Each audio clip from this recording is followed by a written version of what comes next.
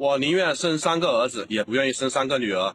不是说我重男轻女啊，如果你第一胎是儿子，那你可以不用生了。如果说你第一胎、第二胎都是女儿的话，那我建议你一定要再生个儿子。先别着急反驳我，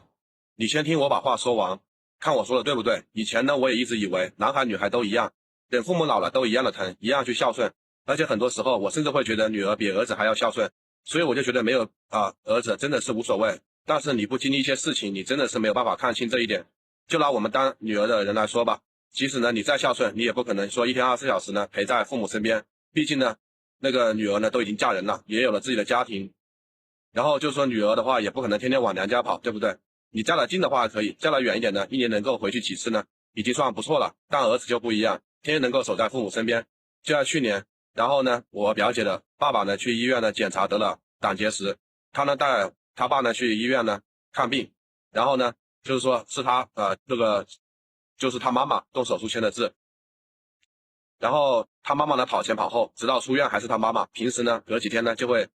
给他爸妈打电话，医疗呢就1个多小时。每当逢年过节的时候然后他呢都会给他父母转点钱，买点礼物。然后他觉得他挺孝顺的，但是当他爸生病的时候呢，他却没有办法及时赶到身边。就算他及时赶到身边又能怎么样？他也不能够长期的去照顾他呀，因为他也有自己的家庭，他呢有他的孩子要照顾，给他的父母呢也挺大方的。但是呢，如果说父母呢医药费让女儿一个人掏的话，老公嘴上不会说什么，他心里面肯定会不舒服的。遇到通情达理的婆婆还好，如果说遇到那种蛮横不讲理的婆婆，就很有可能会导致婚姻家庭的一个争吵和破裂。对于儿子来说，不管你花多少钱，砸锅卖铁，卖房卖车，那都是你应该做的，所以说当公婆生病的时候，儿子儿媳尽量都是又出钱又出力。如果说岳父岳母生病的话，